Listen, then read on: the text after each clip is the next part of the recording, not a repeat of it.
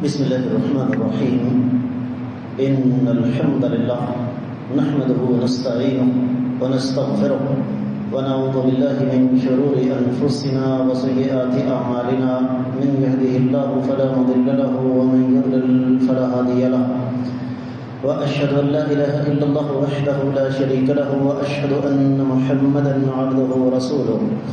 يا أيها الذين آمنوا اتقوا الله حق تقاته ولا تموتن إلا وأنتم مسلمون. يا أيها الناس اتقوا ربكم الذي خلقكم من نفس واحدة وخلق منها زوجها وبث منهما رجالا كثيرا ونساء. واتقوا الله الذي تساءلون به والأرحام إن الله كان عليكم رقيبا. يا أيها الذين آمنوا اتقوا الله وقولوا قولا سديدا يصلح لكم أعمالكم ويغفر لكم ذنوبكم ومن يطع الله ورسوله فقد فاز فوزا عظيما. أما بعد فإن خير الحديث كتاب الله وخير الهدي هدي محمد صلى الله عليه وسلم وشر الأمور محدثاتها وكل محدثة بدعة وكل بدعة ضلالة وكل ضلالة في النار. قال الله عز وجل بعد أعوذ بالله السميع العليم من الشيطان الرجيم. بسم الله الرحمن الرحيم. قاف والقرآن المجيد بل عجبوا أن جاءهم منذر منهم فقال الكافرون هذا شيء عجيب. أإذا متنا وكنا ترابا ذلك رجع بعيد. قد علمنا ما تنقص الأرض منهم وعندنا كتاب حفيظ. بل كذبوا بالحق لما جاءهم فهم في أمر مريج. أفلم ينظروا إلى السماء فوقهم كيف بنيناها وزيناها وما لها من فروج. والأرض مددناها وألقينا فيها رواسي وأنبتنا فيها من كل زوج بهيج تبصرة وذكرى لكل عبد منيب. فنزلنا من السماء ماء مباركا فأنبتنا به جنات وحب الحصيد والنخل باسقات لها طلع نضيد رزقا للعباد وأحيينا به بلدة ميتا كذلك الخروج. كذبت قبلهم قوم نوح وأصحاب الرس وثمود وعاد وفرعون وإخوان لوط وأصحاب الأيكة وقوم تبع كل كذب الرسل فحق وعيد. أفعينا بالخلق الأول بل هم في لبس من خلق جديد. ولقد خلقنا الإنسان ونعلم ما توسوس به نفسه ونحن أقرب إليه من حبل الوريد. إذ يتلقى المتلقيان عن اليمين وعن الشمال قعيد. ما يلفظ من قول إلا لديه رقيب عتيد. وجاءت سكرة الموت بالحق ذلك ما كنت منه تحيد. ونفخ في الصور ذلك يوم الوعيد. وجاءت كل نفس معها سائق وشهيد. لقد كنت في غفلة من هذا فكشفنا عنك غطاءك فبصرك اليوم حديد. وقال قرينه هذا ما لدي عتيد. ألقيا في جهنم كل كفار عنيد مناع للخير معتد مريب. الذي جعل مع الله إلها آخر فألقياه في العذاب الشديد. قال قرينه ربنا ما أطغيته ولكن كان في ضلال بعيد. قال لا تختصموا لدي وقد قدمت إليكم بالوعيد. ما يبدل القول لدي وما أنا بظلام للعبيد. يوم نقول لجهنم هل امتلأت وتقول هل من مزيد. وأزلفت الجنة للمتقين غير بعيد. هذا ما توعدون لكل أواب حفيظ. من خشي الرحمن بالغيب وجاء بقلب منيب. ادخلوها بسلام ذلك يوم الخلود. لهم ما يشاءون فيها ولدينا مزيد. وكم أهلكنا قبلهم من قرن هم أشد منهم بطشا فنقبوا في البلاد هل من محيص. إن في ذلك لذكرى لمن كان له قلب أو ألقى السمع وهو شهيد. ولقد خلقنا السماوات والأرض وما بينهما في 6 أيام وما مسنا من لغوب. فاصبر على ما يقولون وسبح بحمد ربك قبل طلوع الشمس وقبل الغروب. ومن الليل فسبح وأدبار السجود. واستمع يوم ينادي المنادي من مكان قريب. يوم يسمعون الصيحة بالحق ذلك يوم الخروج. إنا نحن نحيي ونميت وإلينا المصير. يوم تشقق الأرض عنهم صراعا ذلك حشر علينا يسير. نحن عالم بما يقولون وما أنت عليهم بجبار فذكر بالقرآن من يخاف وعيد. معزز خواتین و حضرات، میں سب سے پہلے اپنے آپ کو اور اس کے بعد آپ سب لوگوں کو اللہ رب العزت سے ڈرنے کی تلقین کرتا ہوں. اور جو انسان اللہ تعالیٰ سے ڈر جاتا ہے، رب کائنات اسے ان گنت لا تعداد بے شمار انعامات سے نوازتے ہیں، اور ان میں سے ایک انعام یہ بھی ہے کہ اللہ کا وہ بندہ اپنے عظماء کو، اپنے بڑوں کو، اپنے محسنوں کو، اپنے بزرگوں کو یاد رکھتا ہے. اللہ تعالیٰ کا فضل و کرم، اس ذات بابرکات کی توفیق، آج 10 محرم 1448 ہجری، دوسری طرف 26 جون 2026 عیسوی، اور ہمارا آج کا موضوع تاریخ اسلامی کا ایک عظیم کردار جنہیں ان کا صحیح حق نہیں دیا گیا. آپ سوچ رہے ہوں گے ایسا کردار کون ہو سکتا ہے؟ دلچسپ بات یہ ہے کہ جب یہ ماہ مقدس آتا ہے جس کی فضیلت کائنات کے امام صلی اللہ علیہ وآلہ وسلم نے خود بیان فرمایا افضل الصیام بعد رمضان شہر اللہ المحرم. رمضان کے بعد اگر کسی مہینے کے روزے سب سے زیادہ افضل ہیں تو وہ محرم کا مہینہ ہے. اسلامی تاریخ کا پہلا مہینہ ہے، حرمت والے 4 مہینوں میں سے ایک ہے. اسی ماہ مقدس میں رب کائنات نے فرعون ملعون سے سیدنا موسیٰ علیہ السلام اور آپ کی قوم بنی اسرائیل کو نجات عطا فرمائی. امت مسلمہ اس مہینے کو خصوصی طور پر کائنات کے امام صلی اللہ علیہ وسلم کے اہل بیت کے حوالے سے یاد رکھتی ہے. لیکن کتنا بڑا ظلم ہے کہ اہل بیت میں موجود ایک ایسی شخصیت جن کو اللہ تعالی نے وہ اعزازات عطا فرمائے، اعزاز نہیں، اعزازات عطا فرمائے جو انسانی تاریخ میں کسی کو آج تک نصیب نہیں ہو سکے، ان کا ذکر ہی کو نہیں ہوتا. اور وہ شخصیت کون ہے؟ سیدنا الحسن بن علی بن ابی طالب بن ہاشم بن عبد مناف، جن کی کنیت ابو محمد،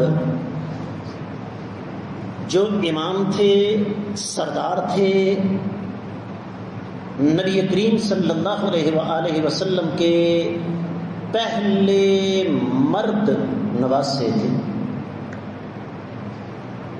جنت کے سردار، جنت کے نوجوانوں کے سردار. اور جیسے میں نے عرض کیا کہ رب کائنات نے انہیں ایک سے زیادہ اعزازات عطا فرمائے.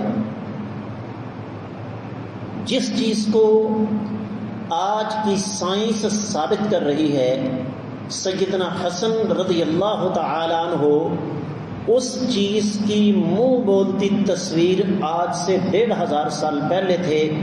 اللہ کی زمین پر نبی کریم صلی اللہ علیہ وآلہ وسلم کے ساتھ شکل و صورت کے اعتبار سے کوئی سب سے زیادہ مشابہ تھا تو وہ سیدنا حسن رضی اللہ تعالیٰ عنہ تھے.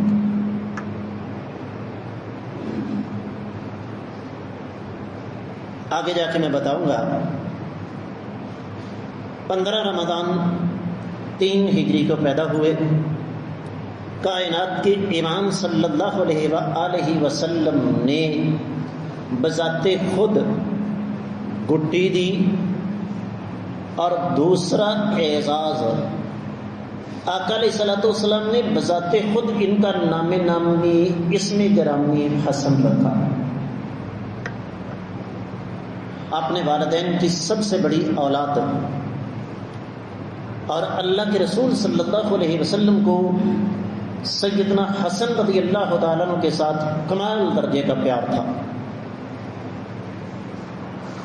احادیث مبارکہ میں آتا ہے کہ اللہ کے رسول صلی اللہ علیہ وسلم انہیں اپنے گلے سے لگاتے، ان کے ساتھ کھیلتے،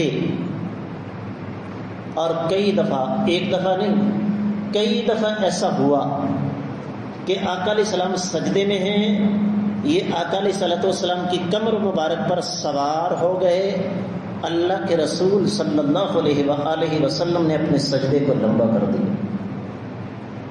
کئی دفعہ چھوٹی عمر میں نبی کریم صلی اللہ علیہ وآلہ وسلم کے ساتھ منبر پر چڑھنے کا اللہ تعالیٰ نے موقع دیا۔ معمول کے مطابق دلائل کی روشنی میں بات کریں گے۔ مسند احمد بن حنبل میں روایت ہے، سیدنا ابو ہریرہ رضی اللہ تعالی عنہ فرماتے ہیں، کائنات کے امام صلی اللہ علیہ وآلہ وسلم ہمیں خطبہ ارشاد فرما رہے تھے کہ سیدنا حسن اور سیدنا حسین رضی اللہ تعالی عنہما تشریف لائے۔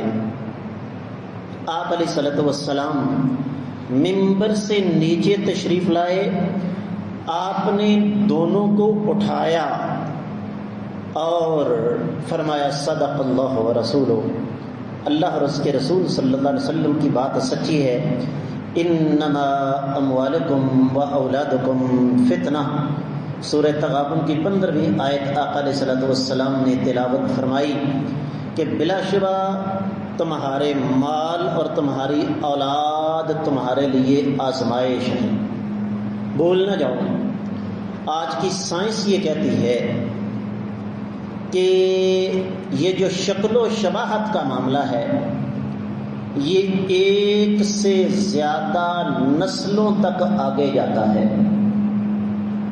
اور آج سے آپ نے غور کرنا ہے، ہمارے اپنے بچے کسی کی شکل دادا پر ہوگی، کسی کی شکل نانا پر ہوگی۔ یہ سائنس نے آج بتایا، سیدنا حسن رضی اللہ تعالیٰ عنہ کی شکل میں اللہ نے یہ چیز ہمارے سامنے 1500 سال پہلے رکھ دی۔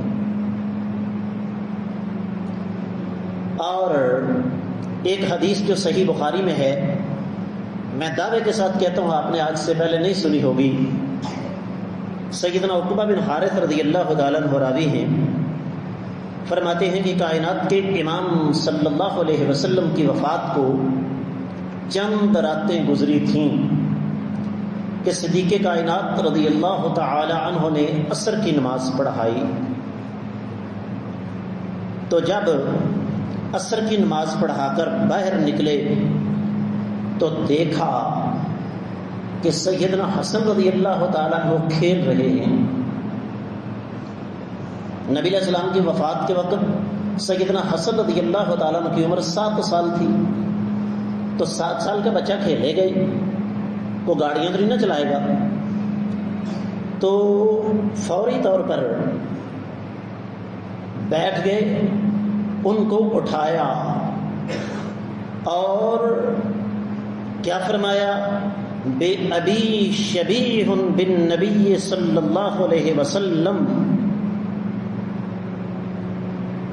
میرے باپ آپ پر قربان ہوں جن کی شکل اللہ نے آقا علیہ الصلوۃ والسلام جیسی بنا دی۔ اور بات یہاں ختم نہیں ہوتی، سیدنا علی رضی اللہ تعالیٰ عنہ والد تھے، جب خلیفۃ المسلمین سیدنا ابو بکر صدیق رضی اللہ تعالیٰ عنہ کا پیار دیکھا سیدنا حسن کے ساتھ تو مسکرا اٹھے۔ میں نے کہا یہ بات آپ کو کوئی نہیں بتائے گا، یہ حدیث آپ کو کوئی نہیں سنائے گا۔ صحیح بخاری اور صحیح مسلم ہی کی حدیث ہے، سیدنا ابو ہریرہ رضی اللہ تعالیٰ عنہ راوی ہیں۔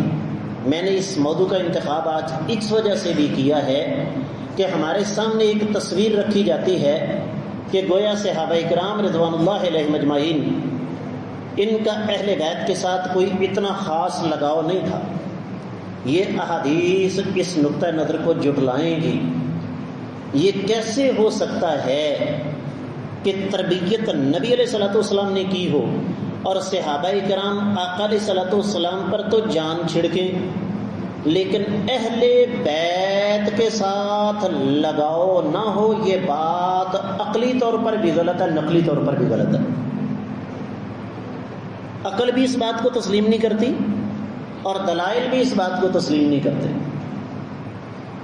تو حدیث کے راوی سیدنا ابو ہریرہ رضی اللہ تعالیٰ عنہ فرماتے ہیں آقا علیہ الصلوۃ والسلام کسی کی کام کی غرض سے مدینہ کے بازار میں نکلے، میں بھی ساتھ نکلا، واپس آئے، میں بھی واپس آ گیا۔ آقا علیہ الصلوۃ والسلام نے دیکھا، بلکہ خود فرمایا میرے حسن کو بلاؤ۔ تو فرماتے ہیں سیدنا حسن رضی اللہ تعالیٰ عنہ تشریف لائے، میرے آقا علیہ الصلوۃ والسلام نے ان کے ساتھ محبت کی، پیار کا اظہار کیا، اور کیا فرمایا؟ سنو ذرا توجہ کے ساتھ، صحیح بخاری کے الفاظ، فرمایا اللہم انی احبہ، عرش والے گواہ رہنا میں اپنے اس بیٹے کے ساتھ بڑا پیار کرتا ہوں، فَأَحِبَّهُ، اے رب کائنات میری دعا ہے آپ بھی ان کے ساتھ پیار کرنا۔ اگلے الفاظ وَأَحِبَّ مَن يُحِبُّهُ، عرش والے جو میرے حسن کے ساتھ محبت کرے آپ اس کے ساتھ بھی محبت کرو۔ حدیث کے راوی کون؟ سیدنا ابو ہریرہ۔ الفاظ سنیے، سیدنا ابو ہریرہ رضی اللہ تعالیٰ عنہ فرماتے ہیں فما كان احد احب الي من الحسن بن علي بعدما قال رسول الله صلی اللہ علیہ وسلم ما قال، فرمایا جب میں نے آقا علیہ الصلوۃ والسلام کی زبان مبارک سے یہ الفاظ سنے تو اس دن کے بعد میں نے کہا ابو ہریرہ اللہ کی زمین پر آقا علیہ الصلوۃ والسلام کے بعد تمہارے لیے سب سے زیادہ قابل محبت اگر کوئی ہستی ہے تو وہ حسن رضی اللہ تعالیٰ۔ میں پھر ایک دفعہ عرض کر دوں، ہمیں یہ سمجھانے کی کوشش کی جاتی ہے کہ اہل بیت اور صحابہ اکرام رضوان اللہ علیہم اجمعین کے درمیان فاصلے تھے۔ دلائل آج یہ ثابت کریں گے کہ نہ صرف یہ کہ کسی قسم کا کوئی فاصلہ نہیں تھا، بلکہ اہل بیت کے ساتھ صحابہ اکرام کی محبت اتنی زیادہ تھی کہ دنیا کو کوئی شخص آج کر ہی نہیں سکتا۔ آگے چلیے، صحیح بخاری میں حدیث ہے جو آپ کو صرف اس کا آخری حصہ سنایا جاتا ہے، میں پوری حدیث سناتا ہوں۔ فرماتے ہیں سیدنا عبداللہ بن عمر رضی اللہ تعالی عنہ کہ مجھ سے اہل عراق نے سوال کیا کیا حالت احرام میں مکھی مارنا جائز ہے؟ بڑی قیمتی بات ہے۔ حالت احرام، بندہ جب حج عمرہ کرنے جائے تو کیا فرمایا؟ اے ظالموں، تم مکھی مارنے کے بارے میں سوال تو کر رہے ہو، جب آقا علیہ الصلوۃ والسلام کے نواسے کو شہید کیا تھا اس وقت تمہیں اللہ کا ڈر نہیں لگا؟ میں نے کہا تھا حدیث کے آخری الفاظ ہمیں سنائے جاتے ہیں، کیا نبی علیہ السلام نے فرمایا ہما ریحانۃ من الدنیا، یہ حسن اور حسین رضی اللہ تعالی عنہ یہ دنیا میں میرے دو پھول ہیں۔ ضمناً ایک بات سمجھا دوں، بعض لوگ آج یہ کہتے ہیں کہ جی چونکہ نبی علیہ الصلوۃ والسلام کا پوتا نہیں تھا اس لیے آپ نواسوں سے زیادہ پیار کرتے تھے۔ غلط بات ہے، میرے آقا علیہ الصلوۃ والسلام کا پوتا کوئی نہیں تھا، یہ اللہ کا فیصلہ ہے۔ اگر ہوتے بھی تو جو مقام سیدنا حسن اور سیدنا حسین رضی اللہ تعالیٰ عنہما کا تھا وہ کسی اور کو نہیں مل سکتا تھا۔ اور پھر ایک روایت جو نسبتاً ذرا تھوڑی سی دور کی کتاب میں ہے، امام طبرانی اسے المعجم الکبیر میں لے کر آئے ہیں۔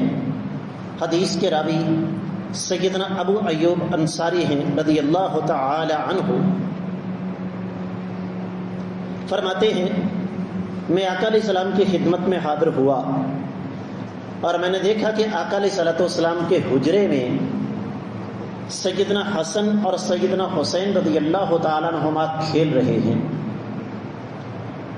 تو کہتے دل میں ایک بات آئی، میں نے کہا اتحبہما یا رسول اللہ صلی اللہ علیہ وسلم، آقا کیا آپ ان سے بڑی محبت کرتے ہیں؟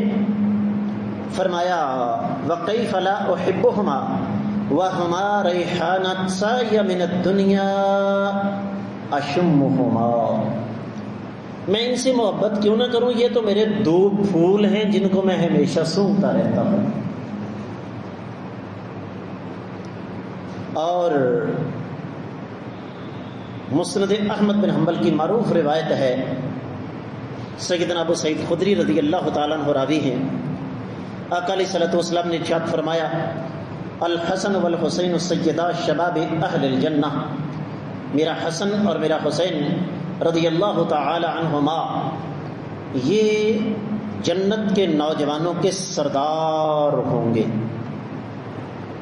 اور پھر کائنات کے امام صلی اللہ علیہ وآلہ وسلم کا فرمان، لمبی حدیث ہے، میں اس کا صرف ایک چھوٹا سا ٹکڑا آپ کے سامنے رکھنا چاہوں گا سمجھانے کے لیے۔ آقا علیہ الصلوۃ والسلام نے سیدنا حسن رضی اللہ تعالیٰ عنہ کے بارے میں ارشاد فرمایا، میں نے کیا کہا، اس ہستی کو وہ حق نہیں دیا، ہم لوگوں نے، تاریخ بڑا کچھ دیتی ہے، احادیث بڑا کچھ دیتی ہیں، لیکن ہم نے وہ حق نہیں دیا۔ میرے آقا علیہ الصلوۃ والسلام نے سیدنا حسن رضی اللہ تعالیٰ عنہ کے بارے میں کیا ارشاد فرمایا منبر پر کھڑے ہو کر، جبکہ سیدنا حسن رضی اللہ تعالیٰ عنہ پاس کھڑے تھے، فرمایا ان ابنی ھذا سید، میرا یہ بیٹا سردار ہے، وَلَعَلَّ اللَّهَ أَن يُصْلِحَ بِهِ بَيْنَ فِئَتَيْنِ عَظِیمَتَيْنِ مِنَ الْمُسْلِمِینَ،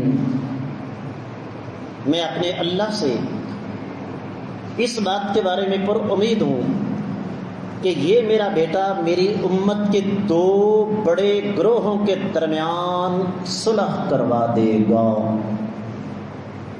چھوٹی سی ضمن ایک بات سمجھا دوں اس حدیث کو سمجھانے کے لیے، میں تاریخ سے لڑنا نہیں چاہتا، اس کی وجہ اس لیے کہ میں کچھ نہیں کر سکتا، دوسری وجہ یہ کہ میرے اندر ہمت ہی نہیں۔ سیدنا عمر رضی اللہ تعالیٰ عنہ کو شہید کرنے والا بدبخت کون تھا، اس کا مزار کہاں ہے، اور پھر اس لعنتی کے نام پر آپ کی انگوٹھیوں میں موجود فیروزے موجود ہیں۔ کیا نام تھا جی اس کا؟ ابو لولو فیروز۔ اس کے نام سے ہم کیا پہنتے ہیں؟ کچھ اللہ تعالیٰ کا ڈر نہیں لگتا؟ میں اس داستان کی طرف نہیں جانا چاہتا کہ سیدنا عثمان غنی رضی اللہ تعالیٰ عنہ کو ان کی شرافت اور نرمی سے فائدہ اٹھاتے ہوئے شہید کرنے والے کون بدبخت لعنتی تھے۔ نہ میں اس طرف جانا چاہتا ہوں کہ سیدنا علی رضی اللہ تعالیٰ عنہ کی سادگی سے فائدہ اٹھاتے ہوئے انہیں مدینہ سے دارالخلافہ کوفہ منتقل کروانے والے کون تھے اور شہید کرنے والے کون تھے۔ میرا یہ موضوع نہیں، میں آگے چلنا چاہتا ہوں۔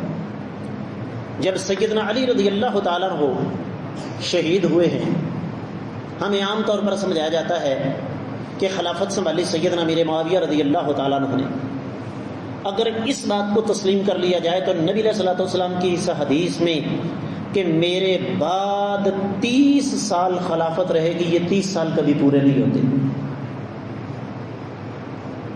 سیدنا علی رضی اللہ تعالیٰ عنہ کی شہادت کے بعد خلافت سنبھالی سیدنا حسن رضی اللہ تعالیٰ عنہ نے، اور اس دور میں یہ تاریخی پڑھی لکھی بات ہے، 40,000 لوگوں نے ان کے ہاتھ پر بیعت کی تھی. 6 مہینے خلیفہ رہے. حدیث کی طرف آئیں. حدیث میں کیا ہے کہ رب کائنات میرے اس سردار بیٹے کے ذریعے امت کے 2 بڑے گروہوں کے درمیان صلح کروا دیں گے. دوسری طرف سیدنا امیر معاویہ رضی اللہ تعالیٰ عنہ کا خلافت کا سلسلہ تھا. اور ایک ایسی بات آپ کو کہنے جا رہا ہوں جو آپ کے پاؤں تلے زمین نکال دے گی. کیا ایسا بھی ہو سکتا ہے؟ فسادیوں نے کوشش کی کہ لشکر معاویہ رضی اللہ تعالیٰ عنہ اور لشکر حسن آپس میں ٹکرا جائیں. لیکن دل تھام کے ذرا بات کو سنیے گا. حسن رضی اللہ تعالیٰ عنہ زندہ ہوں اور مسلمان آپس میں ٹکرا جائیں. کہا امیر معاویہ رضی اللہ تعالیٰ عنہ آپ کاتب وحی ہیں, میرے نانا کے صحابی ہیں, میں لڑنا نہیں چاہتا, خلافت چھوڑ رہا ہوں, میری ایک شرط ہے. جملہ نوٹ کیجئے. انسانی تاریخ کا سب سے پہلا بلینک چیک سیدنا امیر معاویہ رضی اللہ تعالیٰ عنہ نے سیدنا حسن رضی اللہ تعالیٰ عنہ کو دیا. فرمایا حسن آگے ایک لفظ نہ بولنا. کہا کیوں؟ کہا دنیا جہان کی جون سی شرط تم کہو گے بغیر پڑھے ہوئے بغیر سنے ہوئے مجھے منظور ہے. جاؤ تاریخ اٹھا کے دیکھو. یہ تھے وہ 2 گروہ. 40,000 کا لشکر تھوڑا نہیں ہوتا, اور خاص طور پر اگر اس کی قیادت کائنات کے امام صلی اللہ علیہ وسلم کا نواسہ کر رہا ہو. ہمیں تو الو بنایا گیا ہے, ہمیں تو کسی نے بتایا ہی نہیں کہ اس مقدس ہستی کے مناقب کیا تھے, ان کا مرتبہ اور مقام کیا تھا. کہا جاؤ سیدنا امیر معاویہ رضی اللہ تعالیٰ عنہ, میں نے اپنی خلافت سے دستبرداری کا اعلان کیا. میں کسی مسلک کی طرف نہیں جانا چاہتا, نہ یہ میرا مزاج ہے اور نہ یہ میرا موضوع ہے. لیکن یہاں سے آپ کو سمجھ آ گئی ہوگی کہ سیدنا امیر معاویہ رضی اللہ تعالیٰ عنہ کے ساتھ دشمنی کی سب سے بڑی وجہ کیا ہے. جب جنگ ہوتی ہے تو فسادی اپنے مقاصد پورے کرتے ہیں. جنگ نہیں ہوئی, فسادیوں کے مقاصد پورے نہیں ہوئے. اب سیدنا حسن رضی اللہ تعالیٰ عنہ کے بارے میں اگر نازیبہ کلمات کہیں تو چھتر پڑتے ہیں. نتیجہ توپوں کا رخ کس کی طرف کر دیا گلزار بھائی؟ سیدنا امیر معاویہ کی طرف رضی اللہ تعالیٰ عنہ. لیکن تاریخ کبھی خاموش نہیں رہتی, تاریخ اپنا حصہ وصول کر کے رہتی ہے. آج بھی تاریخ میں روشن الفاظ کے ساتھ یہ چیز موجود ہے کہ سیدنا حسن رضی اللہ تعالیٰ عنہ نے کائنات کے امام صلی اللہ علیہ وآلہ وسلم کے اس فرمان کا پاس کیا, عملی تصویر سامنے رکھ دی. سیدنا امیر معاویہ رضی اللہ تعالیٰ عنہ کے حق میں خلافت سے دستبرداری کا اعلان کر دیا. ان ابنی ھذا سید ولعل اللہ ان یصلح به بین فئتین عظیمتین من المسلمین. چونکہ وقت تقریباً ختم ہو چکا ہے, میں یہاں اگر اس طرف جانا چاہوں کہ کس صحابی کی سیدنا حسن کے ساتھ کتنی محبت تھی, بات دور چلی جائے گی. اس ہستی مقدسہ کے مناقب پڑھنے کی ضرورت ہے, اپنی نئی نسل کو بتانے کی ضرورت ہے. ان ہستیوں کی سیرت اپنے بچوں کو, اپنی نئی نسل کو سمجھانے کی ضرورت ہے.